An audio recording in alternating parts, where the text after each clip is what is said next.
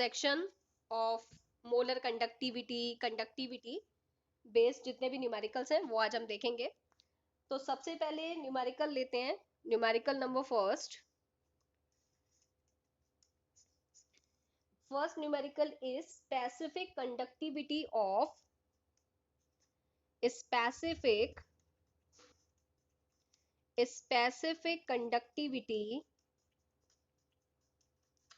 specific conductivity of a 0.12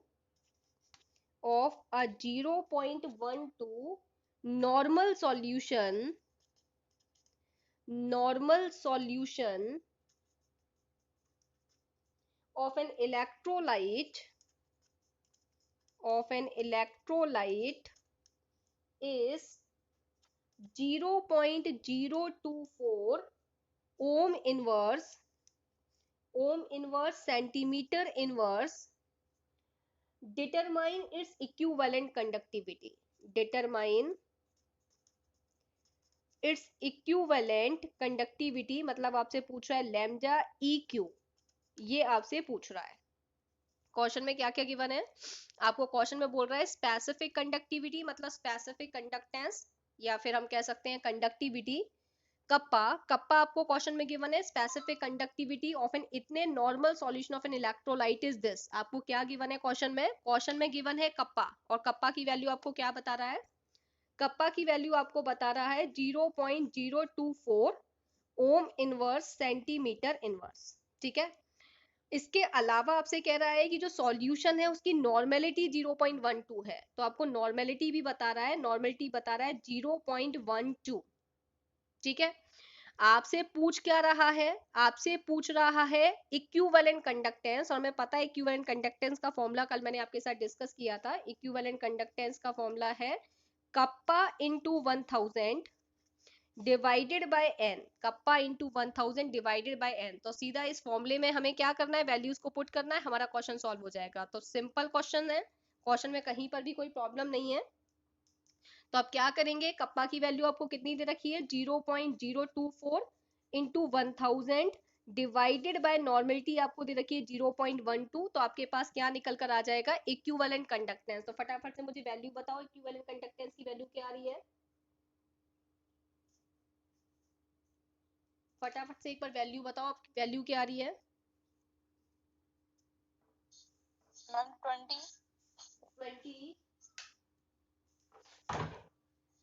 20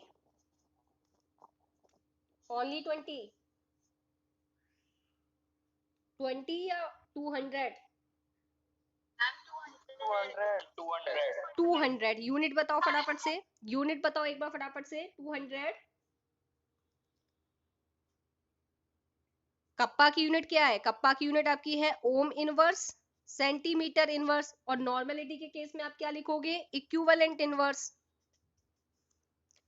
तो मैंने कल आपको बताई थी इसकी यूनिट, इक्विवेलेंट कंडक्टेंस की unit ohm inverse centimetre inverse और equivalent inverse, sorry centimetre square equivalent inverse. This is the unit of equivalent conductance. This is the unit of equivalent conductance. तो मेरे ख्याल से इस क्वेश्चन में किसी को भी कोई दिक्कत नहीं होगी।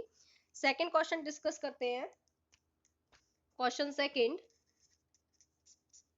सेकंड है आपका, the resistance of a Darcy normal solution, the resistance of a Darcy normal solution of an electrolyte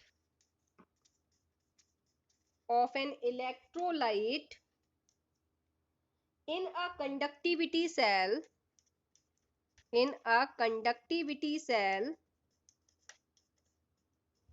was found to be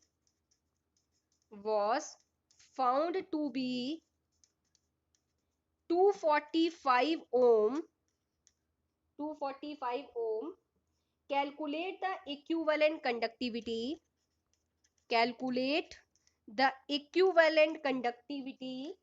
of the solution if the electrodes equivalent conductivity of the solution if the electrodes in the cell if the electrodes in the cell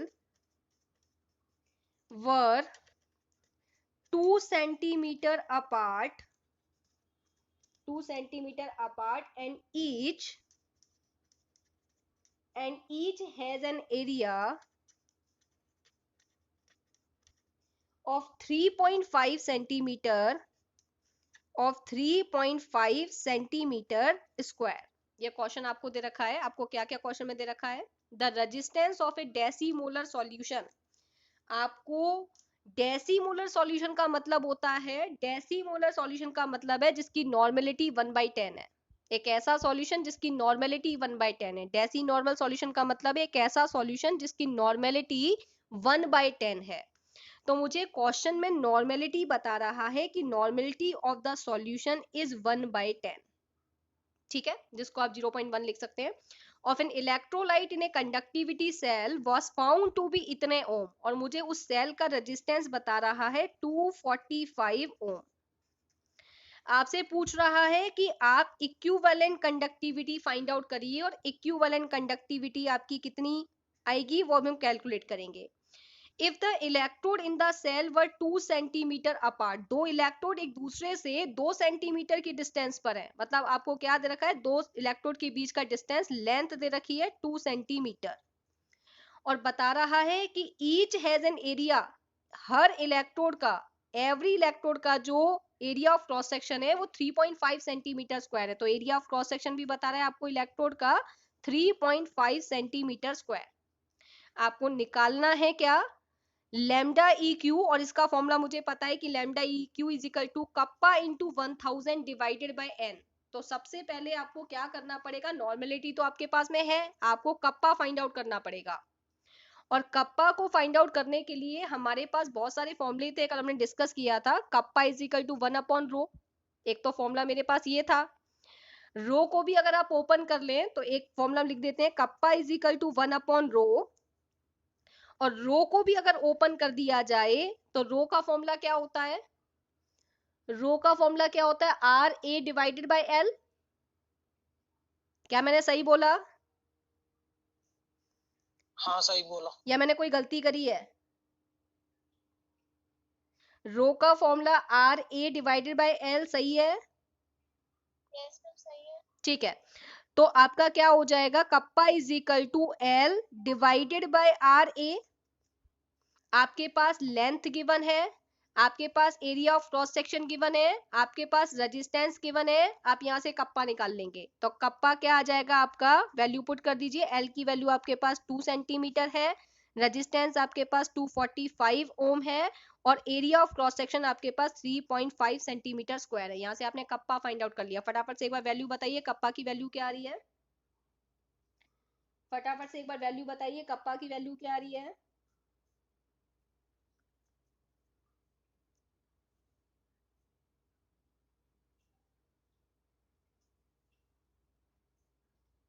हाँ भाई, kappa की value क्या आ रही है? 35। Kappa की value आ रही है 35। Unit साथ में बताया करो। 35 यूनिट क्या होगी इसकी, कप्पा की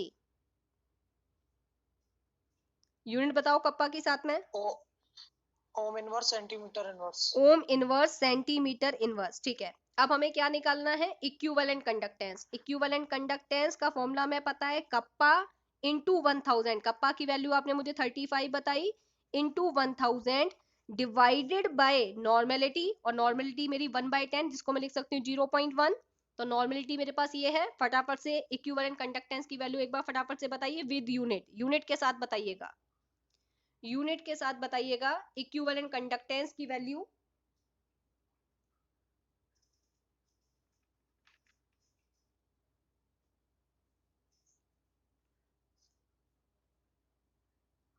3,50,000। कितना बता रहे हो?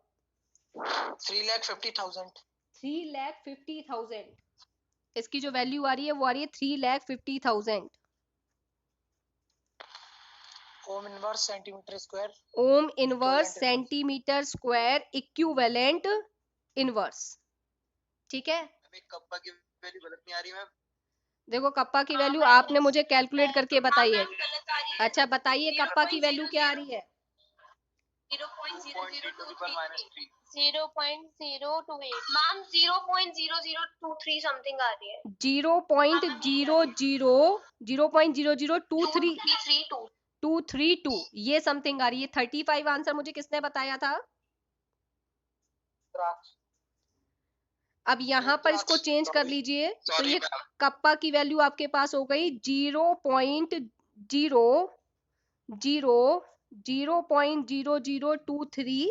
अब इसको कैलकुलेट करके मुझे फटाफट से इक्विवेलेंट कंडक्टेंस की वैल्यू एक बार और बता दीजिए। इक्विवेलेंट कंडक्टेंस की वैल्यू एक बार और बता दीजिए।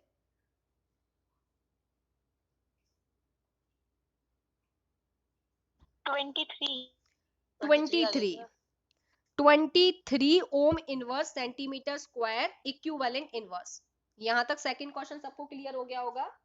अब हम डिस्कस करेंगे एक क्वेश्चन और आपके साथ में। क्वेश्चन नंबर सेकंड सबको क्लियर है? आपको अगर फॉर्मुलेस लर्न है तो आप इस तरीके के क्वेश्चन आराम से सॉल्व कर सकते हैं। अब हम डिस्कस करेंगे क्वेश्चन नंबर थर्ड। तो देखिएगा एक बार क्वेश्चन नंबर थर्ड किस पैटर्न का है। Question number third is the electrical resistance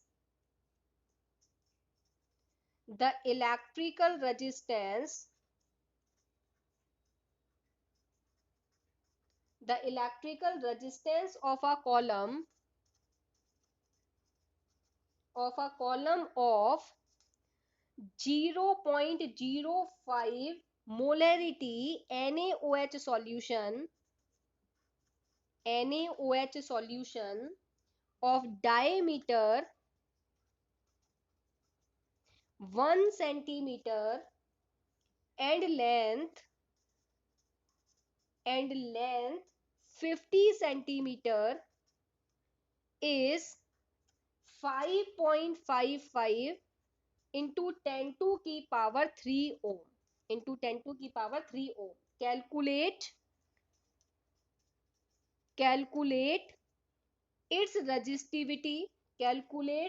resistivity आपसे रो पूछ रहा है, कंडक्टिविटी कप्पा पूछ रहा है, और मोलर कंडक्टिविटी लैम्डा एम पूछ रहा है। आपसे कितनी चीजें पूछ रहा है? एक तो आपसे रेजिस्टिविटी पूछ रहा है, कप्पा पूछ रहा है, और आपसे पूछ रहा है मोलर कंडक्टिविटी।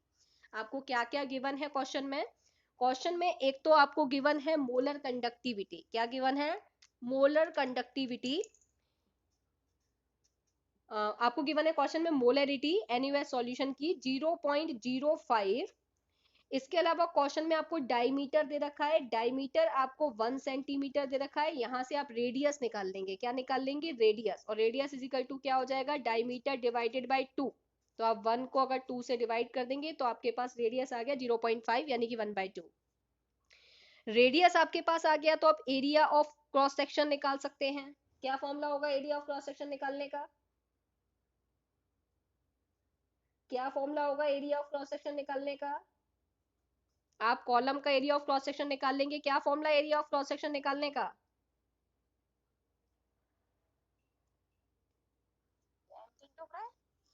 आपके पास रेडियस, आपने डायमीटर से रेडियस निकाल लिया। अब आप कॉलम का क्या निकाल लेंगे? Area of cross section. तो क्या होगा एरिया का formula? Pi r square.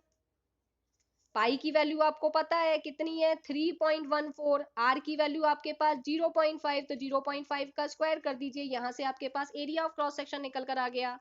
Length आपको क्वेश्चन में बता रहा है 50 सेंटीमीटर, और रेजिस्टेंस भी आपको बता रहा है क्वेश्चन में 5.55 इंटू 10 टू की पावर 3 ओम। ठीक है, आपसे सबसे पहले क्या पूछ रहा है? रेजिस्टिविटी। और रेजिस्टिविटी का फॉर्मूला आपको पता है। रेजिस्टिविटी का फॉर्मूला है RA डिवाइडेड बाय L। मेरे पास R की वैल्यू भी है 5.55 इंटू 10 टू की पावर 3। मेरे पास A की वैल्यू भी है 3.14 इंटू 0.5 का स्क्वायर, और मेरे पास लेंथ भी गिवन है 50 सेंटीमीटर। यहां से मेरे पास रेजिस्टिविटी निकल कर आ जाएगी। तो फटाफट से कैलकुलेट करके बताइए रेजिस्टिविटी विद यूनिट। इसके अलावा हमें कप्पा निकालना है, और कप्पा इज इक्वल टू 1/रो होता है। जैसे ही आपके पास रो की वैल्यू आ जाएगी आप कप्पा की वैल्यू फाइंड आउट कर लेंगे। तो फटाफट से आप मुझे रो की वैल्यू यहां से कैलकुलेट करके बताइए। नेक्स्ट लैम्डा एम आपको पता करना है, मोलर कंडक्टिविटी, और मोलर कंडक्टिविटी का फॉर्मूला है kappa into 1000 divided by capital M. जैसे ही कप्पा निकल कर आ जाएगा, मोलरिटी की वैल्यू हमारे पास क्वेश्चन में गिवन है, हम यहां से मोलर कंडक्टिविटी भी फाइंड आउट कर लेंगे। तो आप मुझे कप्पा की वैल्यू बताएंगे, डिवाइडेड बाय मोलरिटी है। यस, सबसे पहले आप मुझे बताइए रजिस्टिविटी की वैल्यू क्या आ रही है? 87.135 यूनिट बताइए, यूनिट बताइए, यूनिट यूनिट बताइए, बिना यूनिट के आंसर मत दिया करो, यूनिट बताओ। ओम सेंटीमीटर, ठीक है। अब आपके पास रो की वैल्यू हो गई 87.135, मैंने कप्पा के फॉर्मूले में पुट कर दी। फटाफट से मुझे कप्पा की वैल्यू कैलकुलेट करके बताओ with unit. 0.0114 Om inverse centimetre. 0.0114 Om inverse centimetre inverse. Ohm inverse को हम कुछ और कह सकते हैं क्या? S inverse. ओम इनवर्स को हम और क्या कह सकते हैं? मोह इनवर्स नहीं, मोह।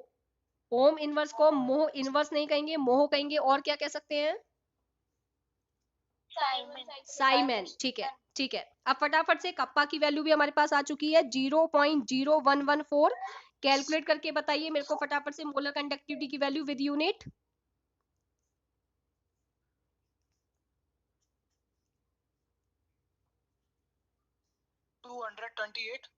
228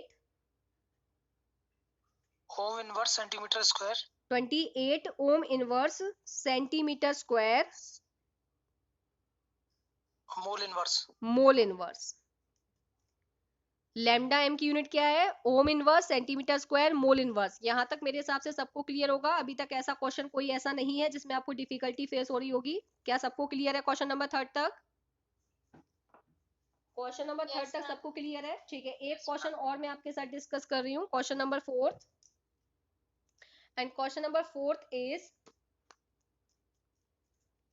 question number 4 is 0.5 normal solution 0.5 normal solution 0.5 normal solution of a salt placed between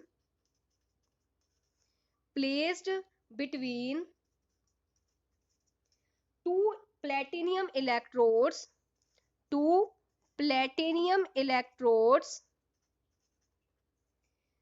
centimeter apart and area of cross section equals to 4 centimeter square has a resistance equals to 25 ohm. Calculate the equivalent conductivity of the solution. आपसे क्या पूछ रहा है? Calculate the equivalent conductivity, आपसे पूछ रहा है equivalent conductivity solution की फाइंड आउट करिए। आपके पास क्या क्या गिवन है? आपके पास क्वेश्चन में नॉर्मेलिटी गिवन है, आपके पास रेजिस्टेंस गिवन है, area of cross section given है, लेंथ आपके पास गिवन है। तो आई थिंक आपको क्वेश्चन समझ में आ गया होगा कि आप क्वेश्चन को कर सकते हैं। नॉर्मेलिटी आपके पास 0.5 है, आपके पास area of cross section 4 centimetre square है, आपके पास रेजिस्टेंस बता रहा है 25 सेंटीमीटर है, 25 ओम है, और आपके पास लेंथ बता रहा है 2 सेंटीमीटर है। आपको क्या पता करना है? सबसे पहले आपको पता क्या करना है? आपको पता करना है इक्विवेलेंट कंडक्टेंस, जिसका फॉर्मूला है kappa into 1000 divided by N. याद हो गया होगा सबको फॉर्मूला? इक्विवेलेंट कंडक्टेंस का फॉर्मूला सबको याद हो गया होगा, kappa into 1000 upon N. N मेरे पास है, सिर्फ कप्पा मुझे चाहिए। Kappa is equal to 1 upon rho, और रो को ओपन कर दीजिए। रो को क्या कर दीजिए? ओपन कर दीजिए। और रो को आप ओपन करेंगे तो आर ए अपॉन एल लिख सकते हैं। तो सबसे पहले यहाँ से कप्पा की वैल्यू को फाइंड आउट कर लीजिए। तो कप्पा की वैल्यू क्या हो जाएगी? Kappa is equal to 1 upon rho, और 1 अपॉन रो की जगह मैं लिख रही हूँ L divided by R A. L की वैल्यू आपके पास 2 सेंटीमीटर, रेजिस्टेंस आपके पास 25 सेंटीमीटर, और आपके पास एरिया दे रखा है, एरिया ऑफ क्रॉस सेक्शन 4, यहाँ से आपके पास कप्पा आ जाएगा, कप्पा की वैल्यू को आप यहाँ पुट करेंगे इनटू 1000 डिवाइडेड बाय एन की वैल्यू आपके पास कितनी दे रखी है 0.5। तो फटाफट से कप्पा की वैल्यू एक बार कैलकुलेट कर लीजिए, फटाफट से एक बार कप्पा की वैल्यू कैलकुलेट कर लीजिए। 0.02 ओम इनवर्स सेंटीमीटर 0.02, ठीक है 0.02 ओम इनवर्स सेंटीमीटर इनवर्स। फटाफट से इक्विवेलेंट कंडक्टेंस की वैल्यू भी फटाफट से कैलकुलेट कर लीजिए।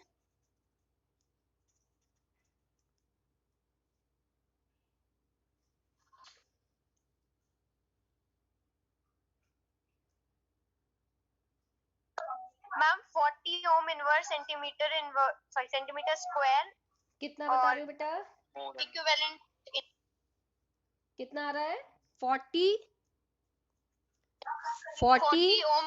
ओम inverse centimetre square equivalent inverse, ठीक है। Equivalent inverse. Fourth number question भी सबको क्लियर हो गया होगा। दो डिफरेंट पैटर्न के क्वेश्चन और मैं आपके साथ डिस्कस करूंगी, जिससे आपका ये वाला कंसेप्ट जो है पूरी तरीके से क्लियर हो जाए। दो क्वेश्चन और डिस्कस करूंगी। क्वेश्चन नंबर 5 ले लेते हैं। Question number 5 is resistance of a conductivity cell, resistance of a conductivity cell filled with, बेटा किसी के यहाँ से माइक ओपन है उसको प्लीज म्यूट कर दीजिए। 2 करोड़ का 3 करोड़ ले लियो। Vishal Vishal Vishal sorry ma'am. resistance of a conductivity cell filled with 0.1 mole liter inverse KCl solution is 100 ohm. If the resistance of the same cell, if the resistance of the same cell filled with 0.02 mole liter inverse KCl solution is 520 ohm, calculate the conductivity and molar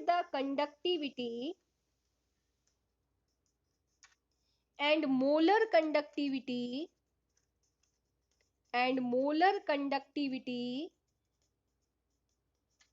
of 0.02 molar KCl solution. The conductivity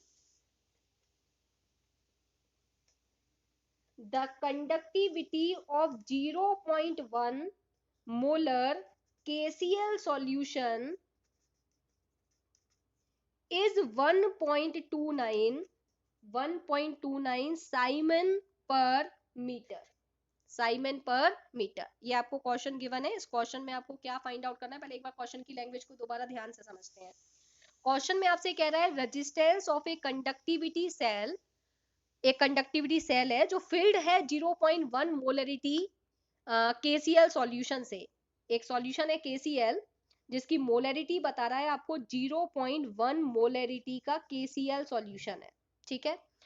उस case में बता रहा है कि जो resistance आपको बता रहा है कि जो कंडक्टिविटी सेल में इतना इलेक्ट्रोलाइट है 0.1 मोलरिटी का, उसका रेजिस्टेंस बता रहा है कि 100 ओम रेजिस्टेंस है। If the resistance of the same cell, अब कह रहा है एक और सेल ली लेकिन वो सेम सेल है, जो सेल पहली वाली है जिसमें हमने 0.1 मोलरिटी का सॉल्यूशन लिया है वही सेम सेल दोबारा ली गई, filled with 0.02 mole litre inverse KCl solution. इसको मान लेते हैं केस फर्स्ट, इस वाले केस को मान लेते हैं केस फर्स्ट और इधर मैं ले लेती हूँ केस सेकंड। सेल मेरी सेम है, लेकिन अब की बार जो मेरा सॉल्यूशन है वो 0.02 मोलरिटी का KCl सॉल्यूशन है। पहले भी इलेक्ट्रोलाइट KCl था, अब भी KCl है। पहले भी सेल सेम थी और अब भी सेम है, आपने सेल को चेंज नहीं किया है, सेल सेम है। जब इतना सॉल्यूशन था, इतनी कंसंट्रेशन का, तो रेजिस्टेंस ये था। जब इतने कंसंट्रेशन का सॉल्यूशन है तो बता रहा है कि रेजिस्टेंस अब की बार कितना है, 520 ओम। आपसे कह रहा है calculate the conductivity and molar conductivity. आपको क्या कैलकुलेट करना है, एक तो कंडक्टिविटी पता करनी है और एक आपको मोलर कंडक्टिविटी पता करनी है, ये दो चीजें पता करनी है। आपसे कह रहा है मोलर कंडक्टिविटी ऑफ इतने मोलर KCl सॉल्यूशन के लिए, मतलब आपको जो कंडक्टिविटी और मोलर कंडक्टिविटी पता करनी है वो इस वाले सॉल्यूशन के लिए पता करनी है। आपको ये दोनों चीजें इस वाले सॉल्यूशन के लिए पता करनी है। द कंडक्टिविटी ऑफ इतने molar KCl solution is this. आपको बता रहा है कि इस वाले सॉल्यूशन के लिए तो कंडक्टिविटी आपको कप्पा बता रहा है कि 1.29 साइमन पर मीटर, यानी कि साइमन मीटर इनवर्स। आपको इस वाले केस फर्स्ट के लिए तो कंडक्टिविटी बता रहा है, लेकिन केस सेकंड के लिए आपसे कप्पा की वैल्यू पूछ रहा है और मोलर कंडक्टिविटी की वैल्यू पूछ रहा है। ठीक है, अब सबसे पहले आप क्या करेंगे इस क्वेश्चन को सॉल्व करने के लिए, आप के लिए अगर मैं आपको एक बात बताऊं, जब सेल सेम होती है तो उसका सेल कांस्टेंट भी सेम होता होगा, क्योंकि अगर सेल फिक्स है तो उसकी लेंथ और area of cross section fix है। तो जो इस सेल का सेल कांस्टेंट है वही इस सेल का सेल कांस्टेंट होगा, क्योंकि वो कह रहा है कि सेल आपकी सेम है, इसका मतलब लेंथ और area of cross section same है। तो केस फर्स्ट का जो सेल कांस्टेंट होगा वही केस सेकंड का सेल कांस्टेंट होगा। और सेल कांस्टेंट निकालने के लिए हमारे को फॉर्मूला पता होना चाहिए। अगर मुझे इसका सेल कांस्टेंट पता चल जाए तो इसका सेल कांस्टेंट भी वही होगा। तो सबसे पहले हम सेल कांस्टेंट निकालने की कोशिश करेंगे। तो याद करिए, कप्पा के मैंने आपको बहुत सारे फॉर्मूले बताए थे। एक तो मैंने आपको बताया था कप्पा इज इक्वल टू 1/रो होता है। कप्पा इज इक्वल टू क्या होता है, 1/रो। और 1/रो को जब हमने ओपन किया था तो हमने की लिखा था L डिवाइडेड बाय RA। अब इसको मैं ऐसा लिख सकती हूँ 1/R L divided by A। और ये जो L डिवाइडेड बाय A है इसी को मैंने क्या बोला था, सेल कांस्टेंट। और इसको मैंने G एक्सट्रिक्स से रिप्रेजेंट किया था। याद करिए, G एक्सट्रिक्स से हम सेल कांस्टेंट को रिप्रेजेंट कर रहे थे। G एक्सट्रिक्स equal to L/A। Yes ma'am, एक बार स्टार्टिंग से बता दो, मेरा कनेक्शन चला गया था। कहाँ से बता दो बेटा? मैम, जो आप केस फर्स्ट डिफाइन करना स्टार्ट किया था। बेटा केस फर्स्ट में वो बता रहा है आपको कि जो सॉल्यूशन है KCl सॉल्यूशन वो 0.1 मोलरिटी का सॉल्यूशन है। इस केस में जब सॉल्यूशन इतनी कंसंट्रेशन का है तो रेजिस्टेंस इतना है। केस सेकंड में बता रहा है कि जब आपने कंसंट्रेशन को इतना कर दिया तो आपका रेजिस्टेंस इतना हो जाता है, लेकिन वो बता रहा है कि सेल सेम है। मतलब आपने इस कंसंट्रेशन वाले सॉल्यूशन को जिस सेल में रखा है उसी सेल में अब इतनी कंसंट्रेशन का सॉल्यूशन रखा हुआ है। सेल सेम बता रहा है, क्वेश्चन में बता रहे हैं if the resistance of the same cell filled with इतनी कंसंट्रेशन KCl सॉल्यूशन एंड उसका रेजिस्टेंस इतना बता रहा है। तो सेल सेम है, और सेल सेम होने का मतलब है उस सेल का लेंथ और area of cross section constant है, फिक्स है। तो जो इस सेल का सेल कांस्टेंट होगा वही सेल कांस्टेंट इस सेल के लिए होगा, क्योंकि सेल दोनों केस में सेम है। अब आपको क्वेश्चन में नीचे बता रहा है कि द कंडक्टिविटी ऑफ इतने molarity KCl solution is this. Case first जिसका सॉल्यूशन इतनी कंसंट्रेशन का है उसकी कंडक्टिविटी इतनी है, लेकिन आपसे पूछ रहा है calculate the conductivity and molar conductivity of इतने कंसंट्रेटेड KCl सॉल्यूशन। इतनी कंसंट्रेशन वाले KCl के लिए आपको कंडक्टिविटी और मोलर कंडक्टिविटी पता करनी है। Sonia clear? Yes ma'am, clear. तो यहां से मैंने क्या किया, कप्पा का फॉर्मूला जो लिखा, कप्पा इज इक्वल टू 1/रो, और 1/रो को मैंने ओपन कर लिया। तो रो की जगह हम क्या लिख सकते हैं, RA डिवाइडेड बाय L। तो मैंने L डिवाइडेड बाय RA, यहाँ पे मैंने इसको लिखा 1/R L divided by A। और L डिवाइडेड बाय A को ही हम सेल कांस्टेंट बोलते हैं, जिसको हम G एक्सट्रिक्स से रिप्रेजेंट करते हैं। ठीक है, यहाँ पर सबसे पहले मैं क्या पता करूंगी, सेल कांस्टेंट पता कर लूंगी। तो मैं इस फॉर्मूले को ऐसा लिख सकती हूँ K kappa is equal to 1/R G एक्सट्रिक। मुझे G एक्सट्रिक पता करना है सेल कांस्टेंट, तो कप्पा का मल्टीप्लाई किससे कर दूं, रेजिस्टेंस से। तो मेरे पास क्या निकल कर आ जाएगा, cell constant G is equal to kappa into R। और मुझे फर्स्ट केस में कप्पा भी पता है, मुझे फर्स्ट केस में R भी पता है। तो यहां से मैंने क्या निकाल दिया, सेल कांस्टेंट, कप्पा की वैल्यू गिवन है 1.29 और आर की वैल्यू आपके पास गिवन है 100 ओम। तो फटाफट से मुझे सेल कांस्टेंट की वैल्यू बता दीजिए विद यूनिट। 29 सेल कांस्टेंट की यूनिट कितनी आ रही है, वैल्यू कितनी आ रही है विद यूनिट, विद यूनिट बताओ फटाफट से कितनी आ रही है। 129 metre inverse. 129 metre inverse, 129 metre inverse. अच्छा, इसको मैं अगर सेंटीमीटर में कन्वर्ट कर लूं तो क्या हो जाएगी, मीटर को सेंटीमीटर में कन्वर्ट करूं तो क्या करूंगी, 100 से मल्टीप्लाई या डिवाइड,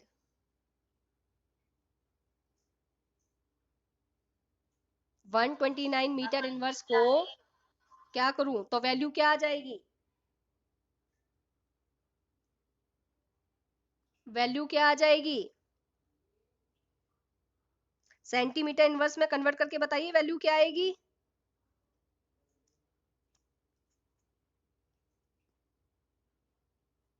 बहुत डिफिकल्ट हो गया क्या, 12900 सेंटीमीटर इनवर्स। 12900 सेंटीमीटर इनवर्स, थोड़ा सोचो पुष्कर।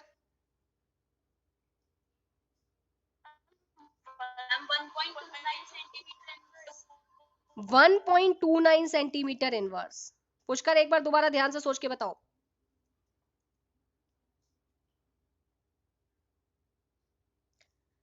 बेटा एक्चुअल में मीटर इनवर्स में है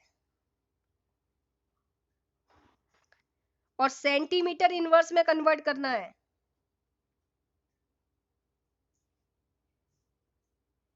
पुष्कर, हाँ मैम। तो आंसर 12900 आएगा या 1.29 आएगा,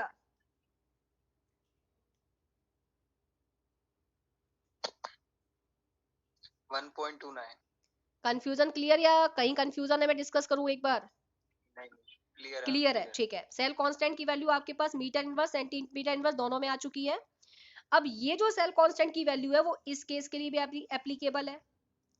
अब अगर आपको इस केस के लिए कंडक्टिविटी पता करनी है तो केस सेकंड के लिए अगर आप कंडक्टिविटी पता करने जा रहे हैं तो कंडक्टिविटी का सीधा यही वाला फॉर्मूला लगाइए, conductivity is equal to 1/r into cell constant, और सेल कांस्टेंट की वैल्यू तो यही वाली हम पुट करेंगे क्योंकि सेल हमारी सेम है। तो kappa is equal to 1/r, R की वैल्यू बता रहा है केस सेकंड के लिए कितनी है 520 ओम, और सेल कांस्टेंट की वैल्यू बता रहा है 1.29। आप सेंटीमीटर इनवर्स में लेना चाहो सेंटीमीटर इनवर्स में ले लो, और अगर आप मीटर इनवर्स में लेना चाहो तो आप मीटर इनवर्स में ले लो, ठीक है। तो मैं सेंटीमीटर इनवर्स में ले रही हूँ 1.29। फटाफट से कैलकुलेट करके बताइए वीडी यूनिट कप्पा की वैल्यू क्या आ रही है, 0.005 किस में बता रहे हो, सेंटीमीटर इनवर्स में। हाँ मैम सेंटीमीटर। हाँ बताइए कितनी आ रही है, 0.0025 क्या, ओम इनवर्स सेंटीमीटर इनवर्स, ठीक है, ओम इनवर्स सेंटीमीटर इनवर्स।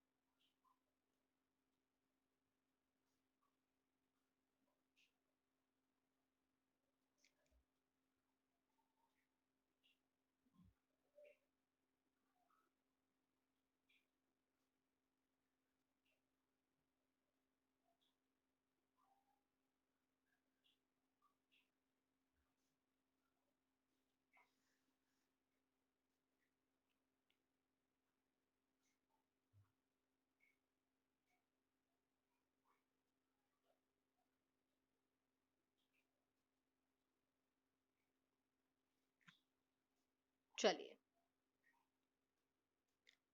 मेरी आवाज सबको आ रही है? Yes ma'am. स्क्रीन सबको क्लियर है? Yes ma'am. ठीक है, यहाँ से आपने कप्पा की वैल्यू फाइंड आउट कर ली है। अब आपको क्या निकालना है? अब आपको निकालना है मोलर कंडक्टेंस, और मोलर कंडक्टेंस का फॉर्मूला सबको पता है, lambda M is equal to kappa into 1000 divided by molarity. आपको मोलर कंडक्टेंस इस वाली सेल का पता करना है, तो कप्पा आपको आया 0.0025 ओम inverse centimetre inverse into 1000 divided by molarity आपको गिवन है 0.02। यहां से आपने क्या निकाल लिया? मोलर कंडक्टेंस निकाल लिया। तो मोलर कंडक्टेंस आप फटाफट से मुझे एक बार कैलकुलेट करके बताओ, तो आपका क्वेश्चन कंप्लीट हो जाएगा। मोलर कंडक्टेंस एक बार फटाफट से कैलकुलेट करके बताइए।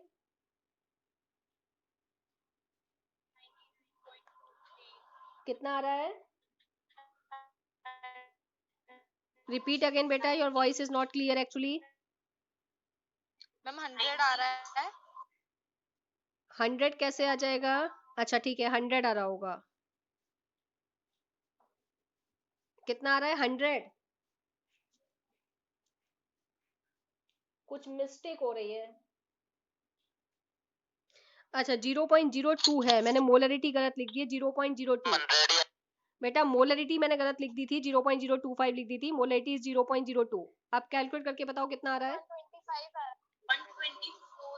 124.038 यूनिट हो जाएगी आपकी ओम inverse centimetre square mole inverse. क्या क्वेश्चन सबको क्लियर है? क्वेश्चन 5 तक सबको क्लियर है? एक बार हैंड रेज करके बता दीजिए अगर आपको क्वेश्चन क्लियर है यहाँ तक। एक बार फटाफट से हैंड रेज कर दीजिए जिससे मैं नेक्स्ट कंसेप्ट आपके साथ में स्टार्ट कर सकूं। 18 स्टूडेंट्स ने हैंड रेज किया है। 20, 21 और भी स्टूडेंट्स का हैंड रेस हो जाना चाहिए। किसको प्रॉब्लम आ रही है एक बार पूछ सकता है कि अगर किसी को प्रॉब्लम है। Yes yes ma'am value exact 125 आ रहा है, आ रही है आंसर। यस मैम, उसका 125 आंसर आ रहा है। 0.025 को 1000 से मल्टीप्लाई करके 0.02 से डिवाइड कर रहे हो तो आंसर 125 आ रहा है एग्जैक्ट। यस मैम, एग्जैक्ट कोई दिक्कत नहीं है, आपने अगर कैलकुलेशन सही करी है मुझे कोई दिक्कत नहीं है। ठीक है, तो आप 125 कंसीडर कर लो, आई हैव नो प्रॉब्लम। जो भी वैल्यू आप मुझे कैलकुलेट करके बता रहे हो वो ठीक है, आपको कंसेप्ट पता होना चाहिए बस। कंसेप्ट क्लियर है? हाँ। ठीक है, आगे बढ़ते हैं, नेक्स्ट कंसेप्ट की तरफ बढ़ते हैं और नेक्स्ट कंसेप्ट को थोड़ा फोकस करके समझिएगा। अब हम डिस्कस करेंगे आपके साथ जो नेक्स्ट कंसेप्ट है वो है इफेक्ट ऑफ। देखिए जो मैंने आपको कल तक का जो भी कंसेप्ट बताया था उस कंसेप्ट पर तो न्यूमेरिकल आप सबको समझ में आ गए होंगे, उस कंसेप्ट पर आप सबको न्यूमेरिकल समझ में आ गए होंगे। इस तरीके का सिंपल लेवल का न्यूमेरिकल बनेगा तो आई थिंक सब कर लेंगे। अब आपका एक कंसेप्ट और बचा है, effect of concentration. Effect of concentration on conductance, effect of concentration on conductance, conductivity, molar conductivity, equivalent conductivity. Concentration का इन फैक्टर्स पर क्या अफेक्ट पड़ता है, एक तो हमें ये पता करना है, और इसके बेस पर आगे न्यूमेरिकल बनेगा, और वो न्यूमेरिकल 3 तरीके से बन सकता है, 3 टॉपिक पे बन सकता है। तो पहले हम इस टॉपिक को समझेंगे, तो लास्ट कैटेगरी का न्यूमेरिकल समझना और हमारे पास रह गया है, जो लास्ट कंसेप्ट हमारा रह गया उस पर और न्यूमेरिकल बनेगा। फिर ये वाले न्यूमेरिकल जो हमने अभी डिस्कस करे हैं और आगे वाले टॉपिक के न्यूमेरिकल को वो कंबाइंड कर देगा और एक लॉन्ग क्वेश्चन बनाकर आपसे पूछ लेगा।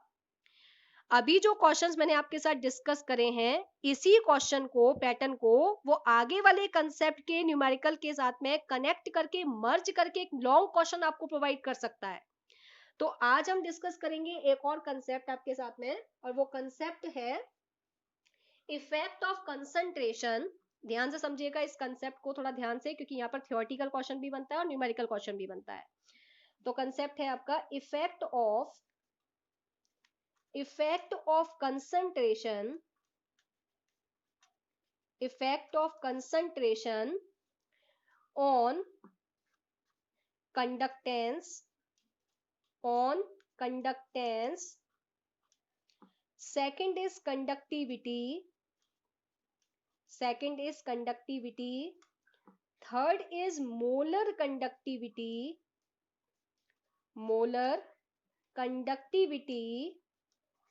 and fourth one is equivalent conductivity. अब जैसा कि कल मैंने आपको बताया था कि कहीं कहीं पर आपको ऐसा भी देखने को मिलेगा, कंडक्टेंस तो सिंपल देखने को मिलेगा, कंडक्टिविटी को स्पेसिफिक कंडक्टेंस भी बोल सकते हैं और स्पेसिफिक कंडक्टिविटी भी बोल सकते हैं। मोलर कंडक्टिविटी कहें या मोलर कंडक्टेंस कहें एक ही बात है, इक्विवेलेंट कंडक्टिविटी कहें या इक्विवेलेंट कंडक्टेंस कहें एक ही बात है। टॉपिक है आपका effect of concentration on conductance, conductivity, molar conductivity, equivalent conductivity. जो आपके सॉल्यूशन की कंसंट्रेशन है उस कंसंट्रेशन का कंडक्टेंस पर क्या इफेक्ट पड़ता है, कंडक्टिविटी पर क्या इफेक्ट पड़ता है, मोलर कंडक्टिविटी पर क्या इफेक्ट पड़ता है, इक्विवेलेंट कंडक्टिविटी पर क्या इफेक्ट पड़ता है। तो उसको एक एक करके टॉपिक वाइज ध्यान से समझेंगे। सबसे पहले मैं आपके साथ डिस्कस कर रही हूँ कंडक्टेंस पर कंसंट्रेशन का क्या इफेक्ट पड़ता है। कंडक्टेंस पर कंसंट्रेशन का क्या इफेक्ट पड़ता है, तो सबसे पहले हम लेंगे फर्स्ट टॉपिक कंडक्टेंस। तो फर्स्ट वाला फैक्टर मैंने लिया कंडक्टेंस, इसको थोड़ा ध्यान से समझिएगा। कंडक्टेंस का कंसंट्रेशन पर क्या इफेक्ट पड़ रहा है। जैसे मान के चलते हैं मैंने एक कंटेनर लिया और बहुत ओपन करके मैं एग्जांपल के साथ आपको समझा रही हूँ, ध्यान से समझना क्योंकि थियोरेटिकल और न्यूमेरिकल दोनों पर अप्लाई होगा। मैंने एक कंटेनर लिया, इस कंटेनर में मैंने एक इलेक्ट्रोलाइटिक सॉल्यूशन ले लिया। इलेक्ट्रोलाइटिक सॉल्यूशन, इलेक्ट्रोलाइट आपको पता है दो टाइप के इलेक्ट्रोलाइट मैंने आपके साथ डिस्कस किए थे, स्ट्रॉन्ग इलेक्ट्रोलाइट, वीक इलेक्ट्रोलाइट। मैं यहाँ पर स्ट्रॉन्ग इलेक्ट्रोलाइट ले रही हूँ। वीक इलेक्ट्रोलाइट के केस में केस अलग होगा और स्ट्रॉन्ग इलेक्ट्रोलाइट के केस में केस अलग होगा। दोनों के केस में आप केस देखोगे तो अलग होगा, ठीक है। स्ट्रॉन्ग इलेक्ट्रोलाइट के केस में अलग डिस्कस करूंगी और वीक इलेक्ट्रोलाइट के केस में मैं केस को अलग तरीके से डिस्कस करूंगी, मतलब दोनों केस आपको एक बार मैं डिस्कस करूंगी। इस कंटेनर में अभी मैंने फिलहाल के लिए एक स्ट्रॉन्ग इलेक्ट्रोलाइट लिया है और इलेक्ट्रोलाइट मैंने लिया है सोडियम क्लोराइड। सोडियम क्लोराइड एक इलेक्ट्रोलाइट है और सपोज मान लेते हैं मैंने इस कंटेनर में 4 मोल्स लिए हैं इस इलेक्ट्रोलाइट के। कितने मोल्स लिए हैं? 4। अब 4 मोल्स का अगर मैं इलेक्ट्रोलाइटिक सॉल्यूशन लूंगी तो 4 मोल्स वाटर में जाके क्या हो जाएंगे? आयनाइज्ड हो जाएंगे, क्योंकि strong electrolyte are completely ionised in water. Solution में जो स्ट्रॉन्ग इलेक्ट्रोलाइट होते हैं वो कंप्लीटली आयनाइज्ड होते हैं। तो एक मोल से मुझे 2 मोल मिलेंगे, एक Na पॉजिटिव का आयन और एक Cl नेगेटिव का आयन। तो 4 मोल NaCl से मुझे 8 आयंस मिल जाएंगे। कितने आयंस मिल जाएंगे? 8 आयंस, जिसमें 4 पॉजिटिव आयन होंगे और 4 नेगेटिव आयंस होंगे। तो यहाँ पर 4 पॉजिटिव आयंस, ये आपके सॉल्यूशन में 4 पॉजिटिव आयंस हैं और ये आपके सॉल्यूशन में 4 नेगेटिव आयंस हैं, ठीक है।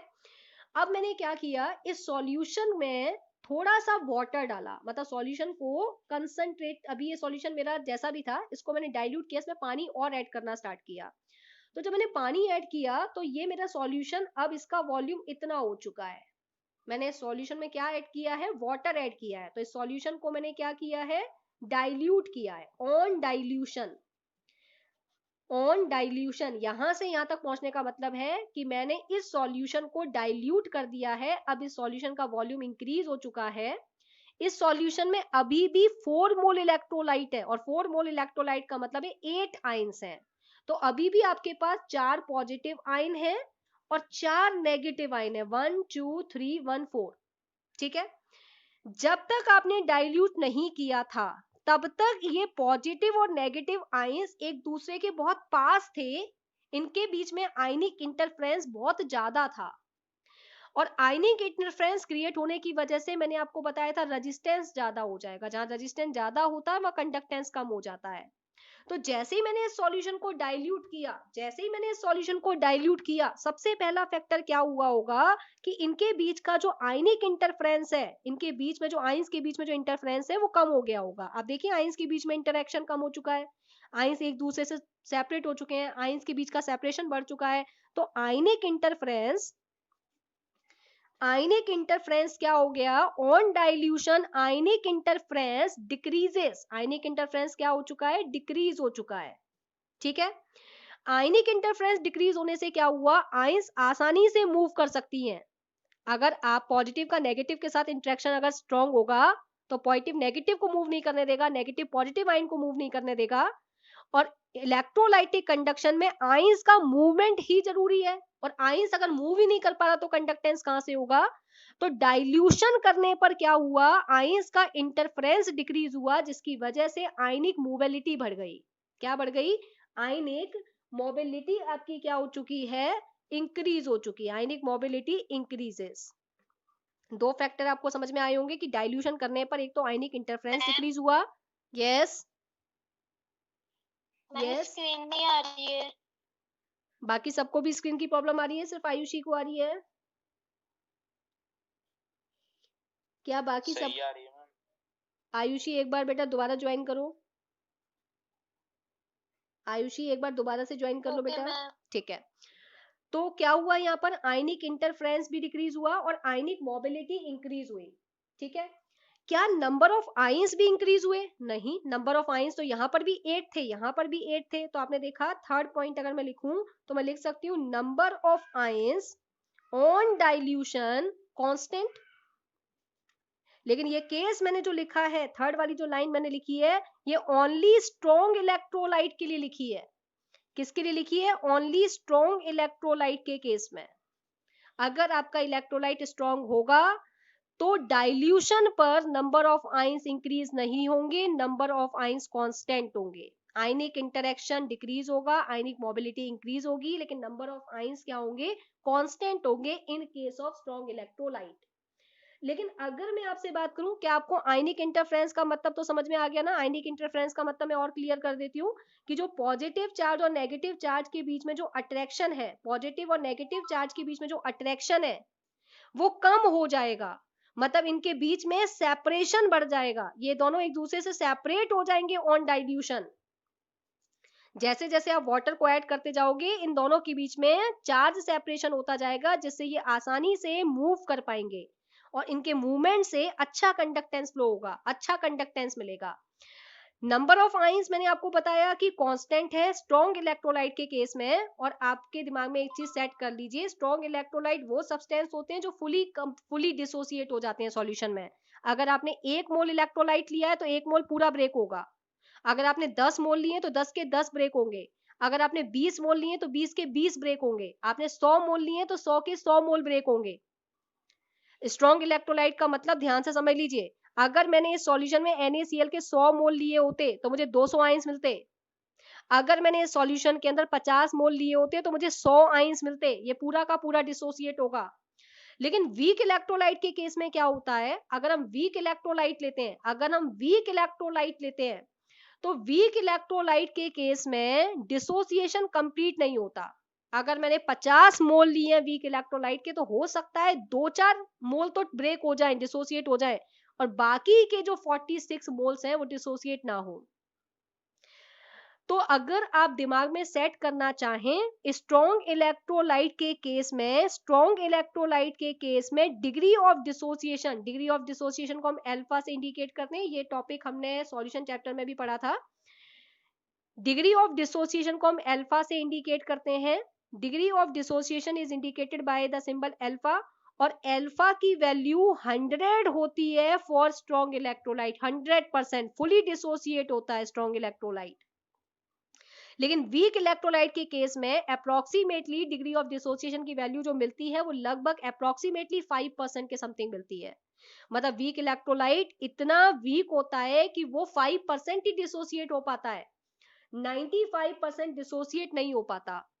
अब आप ये सोचिए, जब वो डिसोसिएट ही नहीं हुआ 95% वीक इलेक्ट्रोलाइट, तो आयंस भी कम मिलेंगी, और जब आयंस ही कम मिलेंगी तो कंडक्टेंस भी कम होगा।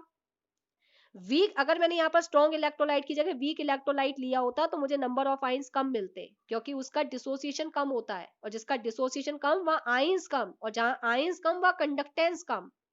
लेकिन वीक इलेक्ट्रोलाइट जैसे जैसे पानी बढ़ाते जाते हैं, डाइल्यूट करते जाते हैं, वैसे वैसे वीक इलेक्ट्रोलाइट और डिसोसिएट होता चला जाता है। फॉर एग्जाम्पल, अगर मैं आपसे कहूं कि यहाँ पर अगर 200 ml का सॉल्यूशन है और उसमें वीक इलेक्ट्रोलाइट 5% डिसोसिएट हुआ है, अब की बार मैंने उसको 1000 ml का सॉल्यूशन कर दिया तो हो सकता है 10% वीक इलेक्ट्रोलाइट डिसोसिएट हो जाए। तो जैसे जैसे वाटर का अमाउंट बढ़ता चला जाता है वैसे वैसे वीक इलेक्ट्रोलाइट के नंबर ऑफ आयंस इंक्रीज होते जाते हैं, और नंबर ऑफ आयंस के इंक्रीज होने के साथ साथ कंडक्टेंस इंक्रीज होता जाता है। तो वीक इलेक्ट्रोलाइट के केस में क्या हो जाएगा, दो फैक्टर तो दोनों जगह पर अप्लाई होंगे, लेकिन तीसरा वाला फैक्टर जो मैंने लिखा है number of ions constant for strong electrolyte and number of ions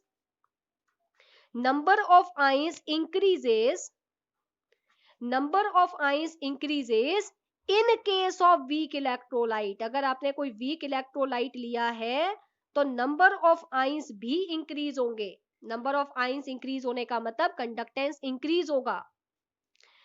तो बेसिकली अगर मैं आपसे बात करूं स्ट्रॉन्ग इलेक्ट्रोलाइट के केस में क्या कंडक्टेंस इंक्रीज होगा ऑन डाइल्यूशन? यस होगा, लेकिन वीक इलेक्ट्रोलाइट के केस में डाइल्यूशन पर कंडक्टेंस स्ट्रॉन्ग इलेक्ट्रोलाइट के कंपैरिजन में ज्यादा होगा, क्योंकि वीक इलेक्ट्रोलाइट के केस में नंबर ऑफ आयंस भी बढ़ते जा रहे हैं और स्ट्रॉन्ग इलेक्ट्रोलाइट के केस में नंबर ऑफ आयंस कांस्टेंट हैं।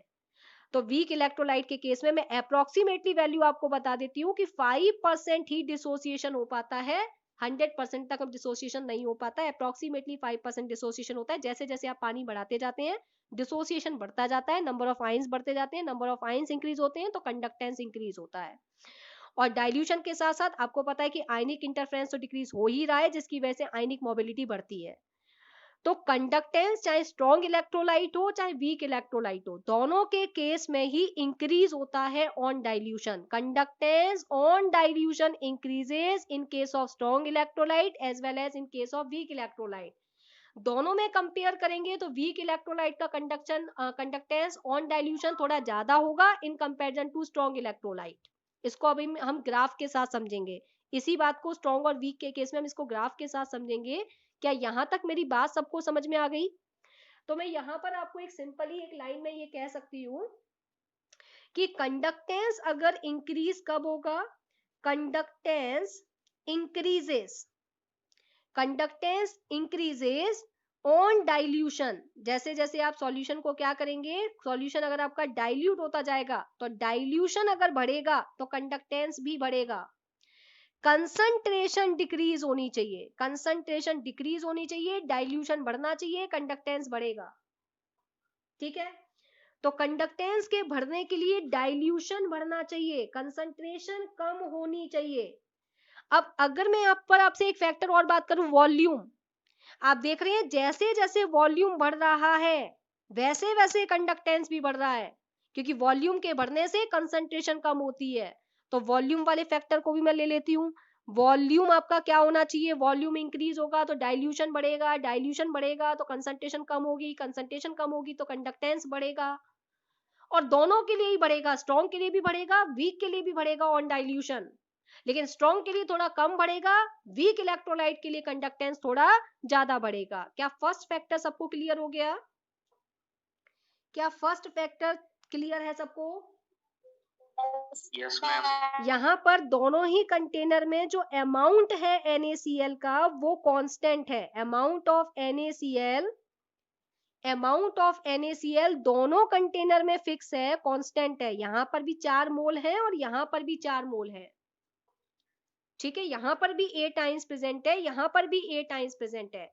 तो effect of concentration on conductance, तो हम क्या कहेंगे, conductance increases on dilution in case of strong electrolyte as well as in case of weak electrolyte.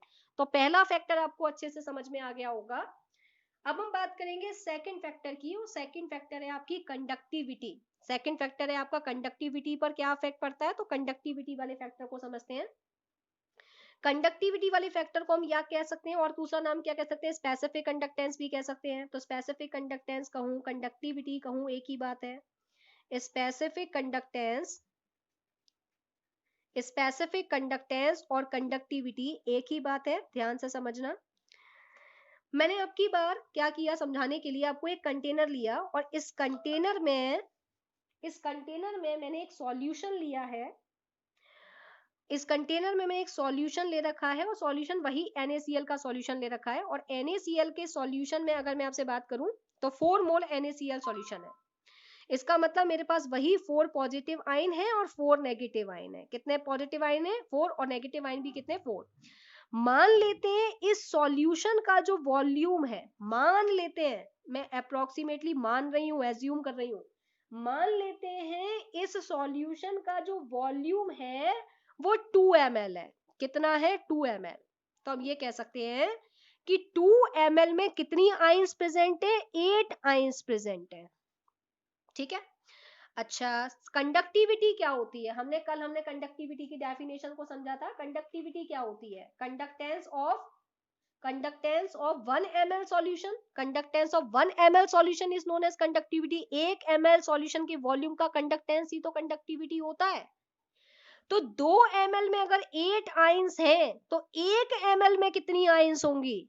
1 ml में कितनी आयंस हो गई? 4 आयंस हो गई। बिल्कुल ठीक है। यहां तक कंसेप्ट क्लियर है? क्या यहां तक कंसेप्ट क्लियर है? Yes ma'am. अब मैंने क्या किया, इसको डाइल्यूट किया। ऑन डाइल्यूशन मैंने इस कंटेनर में पानी डालना स्टार्ट किया। इस कंटेनर में जब मैंने पानी डाला तो अब आपके कंटेनर का वॉल्यूम ये हो चुका है। इलेक्ट्रोलाइट अभी भी 4 मोल्स है, अभी भी मेरे पास 8 आयन है, 4 पॉजिटिव आयन और 4 नेगेटिव आयन। अभी भी मेरे पास 4 पॉजिटिव आयन, 4 नेगेटिव आयन है। अब इस सॉल्यूशन का जो वॉल्यूम है, मान लेते हैं सॉल्यूशन का वॉल्यूम अब 4 ml है। अब 4 ml में कितनी आयंस प्रेजेंट है? 4 ml में आपके पास आयंस प्रेजेंट है 8 आयंस। तो जरा बताइए कि 1 ml में कितनी आयंस होंगी? 1 ml में कितनी आयंस हो जाएंगी? 2 आयंस। 1 ml में कितनी आयंस हो गई आपके पास? 2 आयंस। क्या यहां तक बात क्लियर हो रही है? 1 ml में कितनी आयंस हो गई? 4 ml में अगर आपके पास 8 आयंस है तो 1 ml में कितनी आयंस हो गई? 2 आयंस। यहां पर 1 ml में 4 आयन है और यहां पर 1 ml में 2 आयन है। जैसे जैसे आप सॉल्यूशन को डाइल्यूट करते जाओगे, एक पर्टिकुलर जो वॉल्यूम था 1 ml, उसमें नंबर ऑफ आयंस डिक्रीज होती जाएंगी, और नंबर ऑफ आयंस अगर डिक्रीज होती जाएगी तो कंडक्टिविटी क्या होती जाएगी? डिक्रीज होती जाएगी, क्योंकि एक स्पेसिफिक एरिया की बात हो रही है और स्पेसिफिक एरिया है 1 ml। तो 1 ml में पहले 4 आयंस प्रेजेंट थी बिफोर डाइल्यूशन, आफ्टर डाइल्यूशन 2 ही आयंस प्रेजेंट है। तो आपने क्या देखा कि जैसे जैसे आप सॉल्यूशन को डाइल्यूट करते हो, जैसे जैसे आप सॉल्यूशन को डाइल्यूट करते हो, वैसे वैसे स्पेसिफिक कंडक्टेंस क्या होता जाएगा? कम होता जाएगा, क्योंकि एक पर्टिकुलर एरिया में नंबर ऑफ आयंस क्या होती जाएंगी? डिक्रीज होती जाएंगी। तो हम कह सकते हैं conductivity of electrolytic solution decreases with dilution because conductivity may be defined as conductance of unit volume solution, and on dilution number of ions per unit volume solution decreases. Per unit volume solution decreases, so conductance of unit volume solution is also decreases. क्या यहां तक मेरी बात सबको clear है? Yes ma'am. तो हम क्या कह सकते हैं कि ऑन डाइल्यूशन क्या होगा? ऑन डाइल्यूशन आप देखेंगे कि कंडक्टिविटी डिक्रीज होगी। कंडक्टिविटी या स्पेसिफिक कंडक्टेंस या स्पेसिफिक कंडक्टिविटी डिक्रीज होगी। तो आपको ध्यान रखना है कि conductance on dilution increases, but conductivity on dilution decreases. Conductivity on dilution decreases. यहां तक मेरी बात सबको क्लियर है? दोनों फैक्टर में ध्यान रखना, वो कंडक्टेंस की बात कर रहा है आपसे या फिर वो आपसे बात कर रहा है कंडक्टिविटी की। कंडक्टेंस डाइल्यूशन के साथ बढ़ता है, चाहे स्ट्रॉन्ग इलेक्ट्रोलाइट हो चाहे वीक इलेक्ट्रोलाइट हो। कंडक्टिविटी डाइल्यूशन के साथ डिक्रीज होती है, चाहे स्ट्रॉन्ग इलेक्ट्रोलाइट हो चाहे वीक इलेक्ट्रोलाइट हो। क्या ये दोनों फैक्टर आपको समझ में आ गए? क्या ये दोनों फैक्टर आपको समझ में आ गए? इसमें हम कह सकते हैं कि conductivity decreases on dilution, conductivity decrease होगी, डाइल्यूशन जब इंक्रीज होगा कंसंट्रेशन डिक्रीज होगी, वॉल्यूम इंक्रीज होगा। बाकी देखिए, वॉल्यूम भी इंक्रीज होगा, कंसंट्रेशन डिक्रीज होगी, डाइल्यूशन बढ़ेगा, बस कंडक्टेंस जो बढ़ रहा था वो कम हो जाएगा। तो यहां पर अगर मैं स्पेसिफिकली इसी के लिए बात करूं तो मैं यहां लिख सकती हूं कि इस केस में क्या होगा कि कंडक्टिविटी आपकी डिक्रीज होगी, डाइल्यूशन आपका इंक्रीज होगा, कंसंट्रेशन आपकी डिक्रीज होगी, वॉल्यूम भी आपका इंक्रीज होगा। क्या दो फैक्टर आपको अच्छे से समझ में आ गए? क्या दो Yes, ma'am. फैक्टर अच्छे से सबको क्लियर है? एक बार हैंड रेस करके फटाफट से मुझे बता दीजिए कि यहां तक अगर आपको क्लियर है तो नेक्स्ट 2 टॉपिक मैं आपके साथ कल की क्लास में एक बार डिस्कस करूंगी और उसके साथ इस टॉपिक पर जो न्यूमेरिकल्स बनेंगे वो मैं डिस्कस करूंगी और न्यूमेरिकल जो प्रीवियस हमने डिस्कस किया है topic conductivity, resistivity, molar conductivity के बेस पर, वो इनके साथ कनेक्ट हो जाएंगे। तो एक बार फटाफट से मुझे हैंड रेस करके बता दीजिए